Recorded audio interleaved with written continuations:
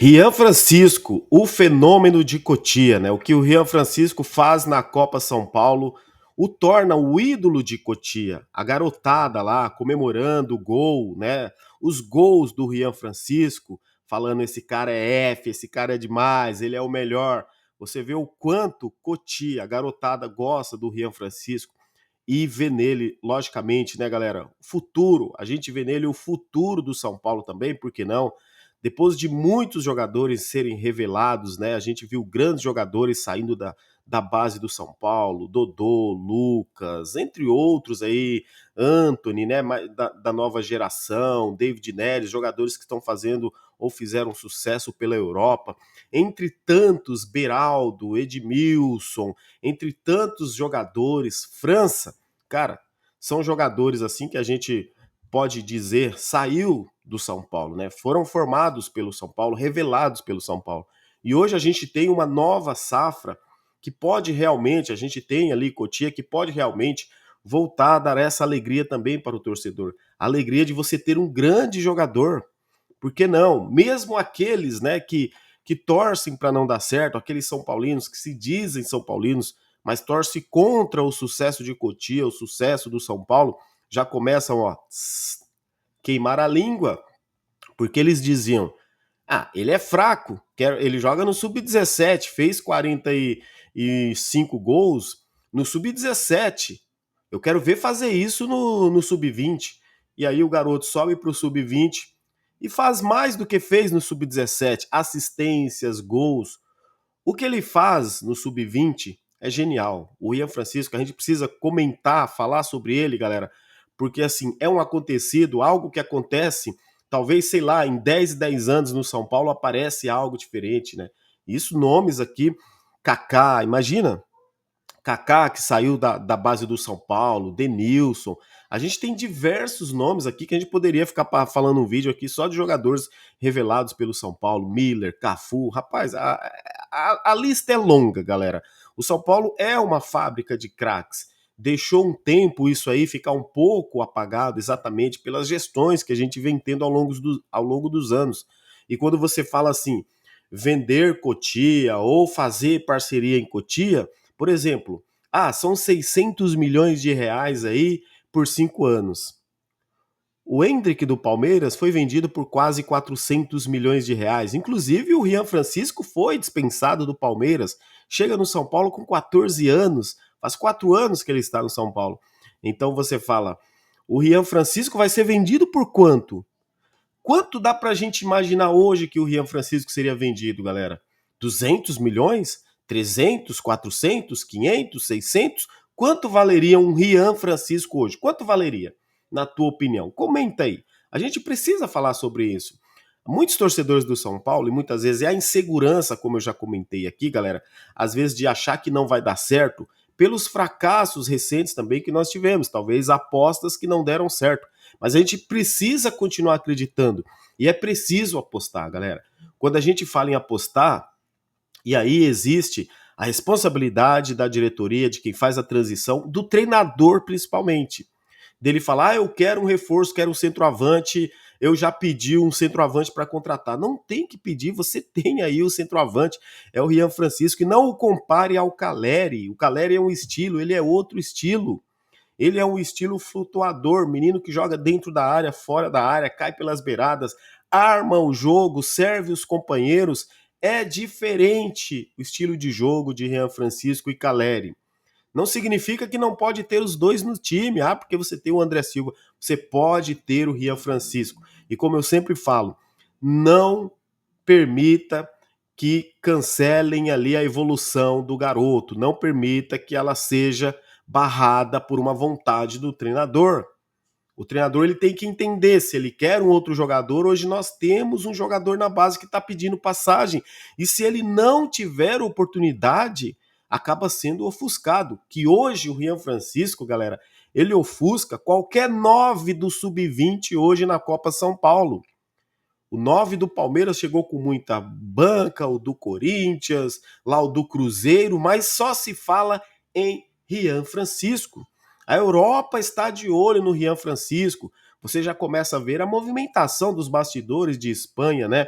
de Inglaterra, na Itália, na Alemanha, porque eles sabem que tem um talento inconfundível. O menino tem talento, o cara é bom de bola, tecnicamente.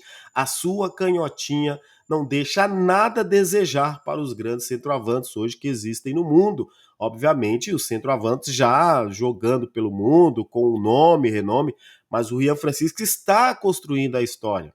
Não é exagero, eu pelo menos não vejo assim, até porque é uma aposta. Se fosse um Lucas surgindo, a gente ficaria deslumbrado. Se fosse um Oscar, se fosse um Anthony, um David Neres, a gente estaria aqui, e como já passamos por isso, né, iludidos também com mais um jogador saindo de Cotia.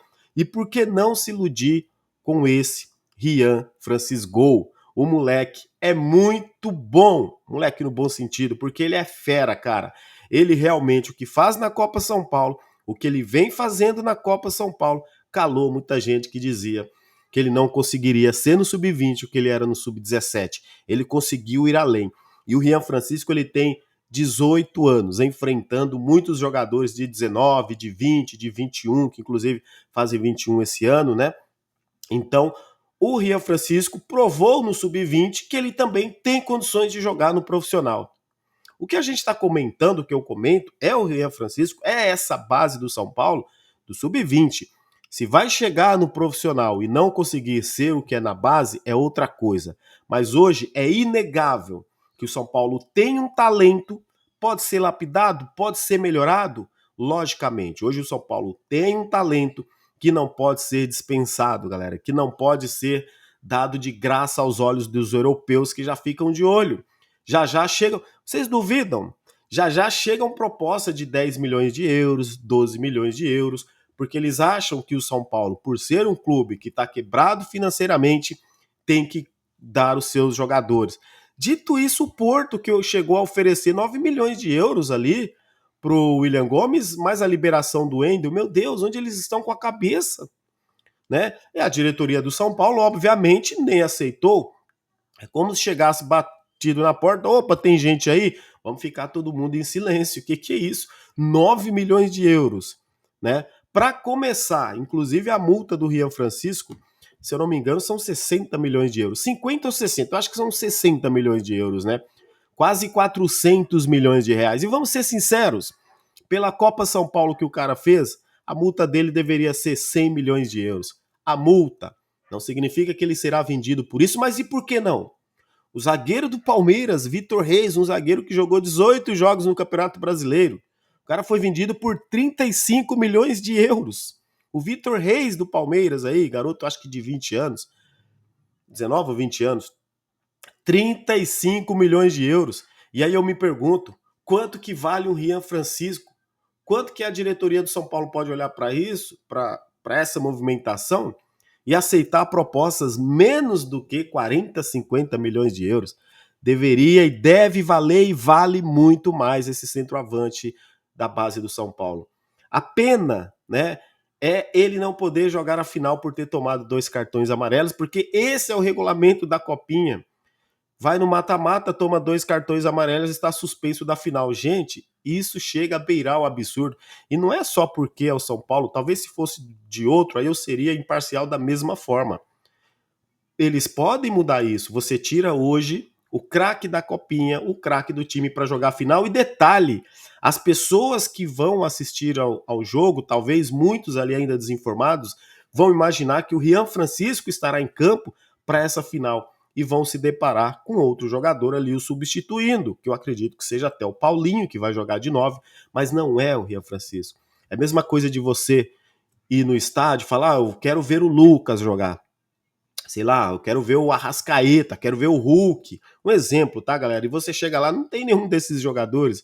Você vai ficar um pouco ali, obviamente, né? Um pouco, não vou dizer desanimado, porque não dá para desanimar com o São Paulo, mas você vai ficar um pouco frustrado por não ver o seu grande jogador, aquele que você gostaria de ver. É o que vai acontecer nessa final da Copa São Paulo, no sábado, às 9 da manhã. Um pouco de frustração.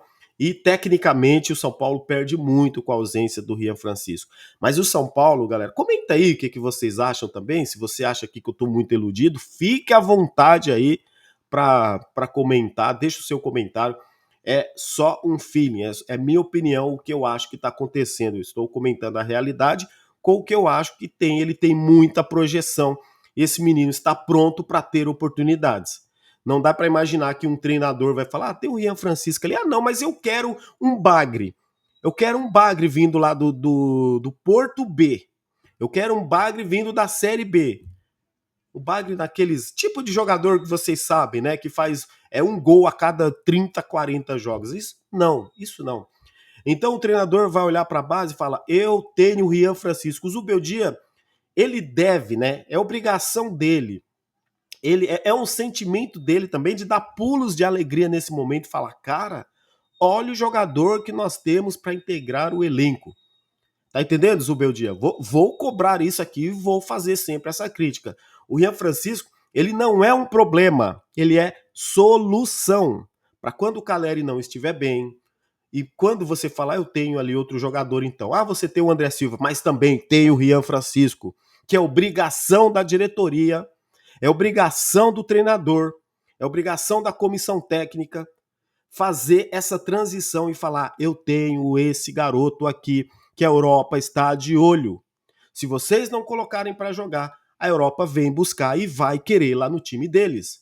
Porque se ele servir para a Europa, é obrigação servir para o São Paulo, galera. E aí você olha para a Cotia, né? E aí é aquilo que eu falo. A mesma coisa, tá atrás de lateral direito. Não, galera, nós temos o lateral direito, é o Mike.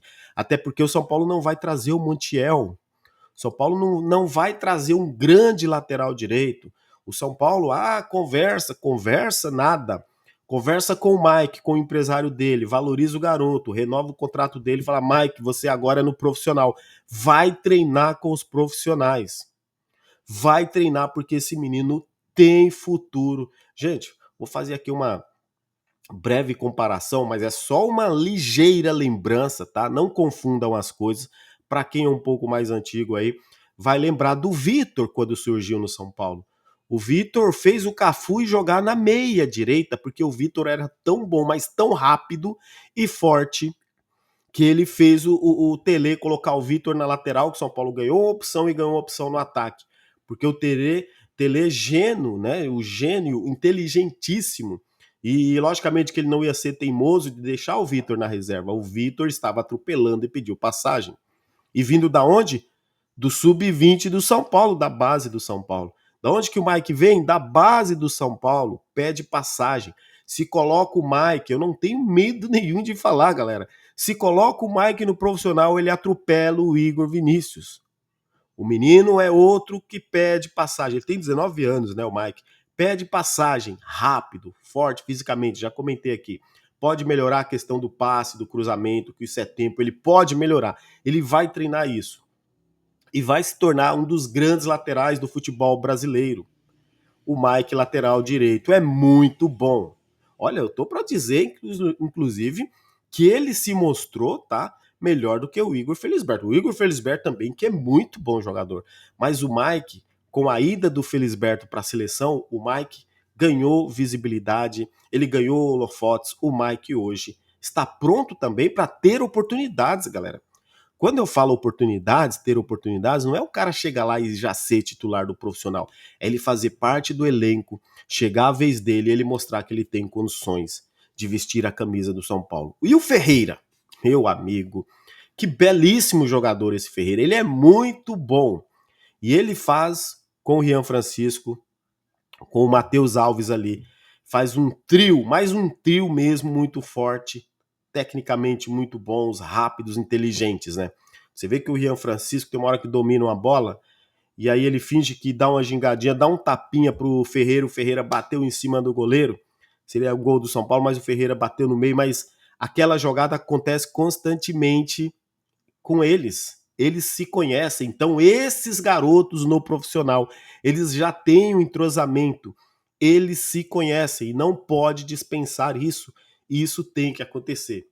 O menino Rian Francisco tinha jogado 2 dias antes, aí joga no Paulista, no outro dia joga a semifinal da Copa São Paulo É um absurdo o que ele fez, não se fala em outra coisa. Você viu o Hernanes falando dele, o França, né? O mundo esportivo fala da categoria desse garoto, Rian Francisco. O mundo hoje olha para a base do São Paulo, galera. Vocês imaginam o Marinakis, o grego bilionário aí, que o Casares está fazendo parceria com ele. Imagina os olhinhos dele brilhando por essa base. Fala, opa, de onde sai esse aí? Tem mais. E tem garotada muito boa de bola. O Luca tem futuro. Pedro Ferreira, que é um garoto lá de 16 anos, é outro do Sub-17, que tá jogando a copinha, canhotinho, técnico, bom demais. Tem muito futuro, tem muitos bons jogadores ali em Cotia. E não é à toa que os empresários querem ali uma fatia de Cotia. Mas olha, gente, eu vou falar uma coisa para vocês, hein? O São Paulo, se tivesse bem organizado, se o São Paulo tivesse com pessoas que amam e que gostariam de ver o clube em primeiro lugar, o São Paulo não precisaria fazer parceria com ninguém. Porque se você vende duas, três joias de Cotia, o que a gente tem valorizadas, você faz 600 milhões no futebol, isso brincando. É inadmissível hoje você ver que um rival vende um jogador por 400 milhões, São Paulo não conseguir fazer isso, tem condições. Só que o São Paulo precisa ser administrado por pessoas competentes, pessoas do ramo do futebol. Então, o Marinakis brilha os olhinhos por Cotia, não é verdade? Comenta aí. Galera, ainda tem o Matheus Alves, que é o camisa 10. É diferente, é bom jogador. São Paulo tem uma safra muito boa nesse sub-20. Ah, e detalhe, tá, galera? Se perder, caso perca, né, a, a final, não é o fim do mundo. E não adianta vir dizer aqui depois, né? A galera que adora criticar, né? Aí, tá vendo? Cadê a base? Cadê Cotia? Tá vendo? Perdeu a final, meu amigo. O que esses garotos já fizeram e estão fazendo, eles são dignos de aplausos. Eles já são dignos de ser reconhecidos que o time é muito forte. Esses mesmos venceram a final contra o Palmeiras de virada. Estavam perdendo por 2-0, fizeram 3-2 dentro de casa. 2 gols do Rian Francisco, que decidiu também a Copa do Brasil. Ó, aí já começa, de novo. Eles chegam de novo na final. O Alan Barcelos, o Alan Barcelos, né, galera? Tem que ser lembrado, cara. Esse trabalho que o São Paulo faz com essa garotada, quando coloca o Alan Barcelos para ser o treinador do Sub-20, a melhor coisa que a diretoria de São Paulo fez, isso mostra que foi um acerto. Porque o Menta, desculpa aqui que eu vou fazer a referência para vocês aqui, mas é a minha opinião. O Menta é o Zubeldia da base. Porque é um cara teimoso, um cara que coloca muitos jogadores fora de posição. Os garotos estavam sendo tratados como lixos, como imprestáveis, como uma das piores bases do Brasil. Essa que era a realidade com aquele treinador Menta, com esses mesmos jogadores no Sub-20. Ele tinha Rian Francisco, ele tinha o Lucas Ferreira, o Paulinho, Matheus Alves, o Mike, o Felisberto, toda essa galera que tá aí estava nas mãos dele. E o que ele fez? Foi trazer uma imagem ruim desse Sub-20, que todo mundo achava que não prestava. Vamos fechar a Cotia. A gente fala isso aqui, a gente falava muito isso aqui, né? Sendo assim um comentário negativo, galera. Então, muitas vezes, o treinador também, ele tem suma importância nessa formação dos garotos. Na maioria das vezes. E quando chega no profissional, você não pode inventar. Não adianta você querer pegar um Rian Francisco, jogar lá no profissional e falar, você tem que jogar igual o Caleri. Você vai ter que ficar dando carrinho, você vai ter que brigar com os zagueiros. Você não importa se você não fizer gol, mas você vai ter que ser o leão. Não adianta fazer isso. Você não pode tirar o talento do garoto. Você tem que deixar ele jogar, gente. Nós estamos vivendo numa época onde os cabeças de bagulho, os pés de rato do futebol, desculpem até o desabafo, galera, mas o pé de chumbo, esses caras grossos hoje no futebol, só porque eles são rápidos, eles têm força física, eles estão sendo considerados aí os deuses do futebol. E aí, às vezes, o cara faz 5, 6 gols numa temporada. Mas ele é bom. Ele é bom porque ele bate escanteio. Ele é bom porque ele é forte fisicamente. Aonde está o forte fisicamente destaque do futebol. Os gênios do futebol, geralmente eles são gênios porque eles são bons tecnicamente, não porque eles são bons fisicamente.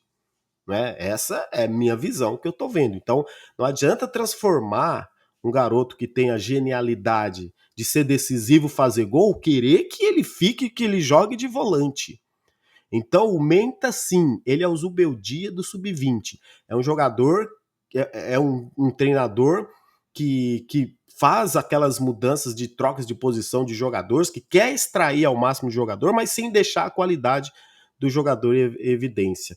O que eu vejo exatamente do Zubeldia é isso, galera. Falta o olhar técnico do Zubeldia. Se o Zubeldia sabe mesmo trabalhar com os garotos, Zubeldia, se você é esse cara mesmo, sabe o que você tem que fazer? Pega igual o Tele fez com o França. Pega o Rian Francisco e fala: eu quero esse garoto domingo no Morumbi para jogar contra o Corinthians. Ser relacionado, não estou dizendo, o titular é o Caleri, é ele que vai jogar, a gente sabe. E que o Caleri faça 3, 5 gols contra o Corinthians, porque o Caleri também faz gols contra o Corinthians. Ele adora jogar contra o Corinthians e vai fazer pelo menos uns 3 aí contra o Corinthians. Eu adoraria ver isso. Vou adorar. Agora, olha só, qual que é a mentalidade do treinador? É o que a gente vem tendo isso, tá? Então, o que a gente vem tá acompanhando. Agora, o que ele teria que fazer? Porque o Rian Francisco não joga a final no sábado, já pega esse garoto e coloca domingo lá, relacionado lá no banco, lá para ele enfrentando esse movimento, esse clássico. E independentemente se estiver ganhando ou perdendo, coloca o Rian Francisco domingo, alguns minutos, para jogar contra o Corinthians. Já não cancelem, galera, não barrem a evolução do garoto. Deixa ele crescer naturalmente.